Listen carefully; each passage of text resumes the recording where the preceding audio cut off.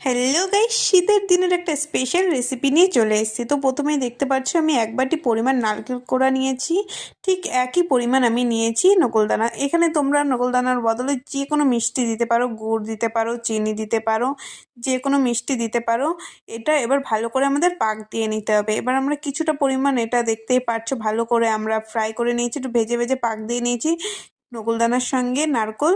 তো এখানে রেডি হয়ে গেছে আমাদের পুরটা। তো এখানে আমরা বানাচ্ছি পুলি পিঠে। তো পুরটা রেডি হয়ে গেছে। এবার তার জন্য এরপরে আমাদের লাগছে জল। আমি এক বাটি পরিমাণ জল নিয়ে নিয়েছি। জলটা ভালো করে আমি গরম করতে দেবো। তারপরে দেখতে পাচ্ছি এখানে আমি চালের গুঁড়ো নিয়ে রেখেছি।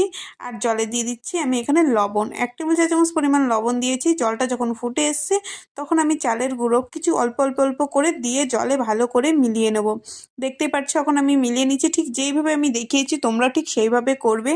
তো এখানে আমার হয়ে গেছে, কত সুন্দর দেখতেই পাচ্ছ। এখানে পুরোপুরি হবে না, তোমাদের দেখে মনে হচ্ছে কি হচ্ছে। এরপরে আমাদের ভালো করে এটা মেখে নিতে হবে। আটা কিংবা লুচি করার জন্য তোমরা আটা যেভাবে মেখে নাও ঠিক সেইভাবে এটা মেখে নেবে। মেখে গোল গোল করে নেবে। লুচির যেরকম লেচি হয় ঠিক সেরকম ছোট ছোট গোল গোল করে নেবে। এরপরে দেখো আমরা পুলি পিঠিটা কিভাবে তৈরি করছি। আমি ঠিক যেইভাবে দেখিয়েছি তোমরা ঠিক সেইভাবে করে নেবে। আমি আস্তে আস্তে করে গোল করে নিচ্ছি, একটা লেচি করে নিচ্ছি। এর ভিতরে পুরটা ভরে দেখতেই পারবে তুমি। আমাদের পুরো প্রসেসটা তোমাদের আমি দেখিয়ে দেবো যেভাবে আমি পুলি পিঠে তৈরি করেছি। খুবই সহজ, আপনারা অবশ্যই বাড়িতে ট্রাই করবেন। খেতে তো সুস্বাদু লাগে, আর শীতের দিনে পুলি পিঠে মানে একটি অসাধারণ ব্যাপার। তো অবশ্যই তোমরা বাড়িতে ট্রাই করবে।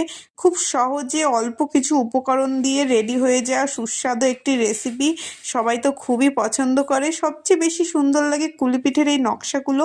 খুব সুন্দর, অনেক সুন্দর সুন্দর নকশা হয়। আমি এখানে একই প্রকার তোমাদের দেখিয়েছি। তোমরা যদি চাও তাহলে আমি অন্য ভিডিওতে তোমাদের আরও অনেক রকমের নকশা দেখাতে পারি। তো এখানে আমি ভাপিয়ে নিয়েছি, নিচে জল গরম দিয়ে পিঠেগুলো ভাপিয়ে নিয়েছি। অনেকে এগুলোকে ফ্রাই করে, তারপরে হচ্ছে দুধ পুলির জন্য আলাদা এগুলো ভাপিয়ে তারপরে দুধে দেয়, অনেক আছে। এটা আমি শুধু ভাপিয়েই নিয়েছি, দেখতেই পারছো। খুবই সুস্বাদু হয়েছে। তোমরা অবশ্যই বাড়িতে ট্রাই করবে এবং আমাকে জানাবে কমেন্ট সেকশনে কেমন হয়েছে। এখানে আমার পিঠে পুরো রেডি। এবং জানাও তোমরা কত সুন্দর হয়েছে এটা। আমার তো অসাধারণ লেগেছে।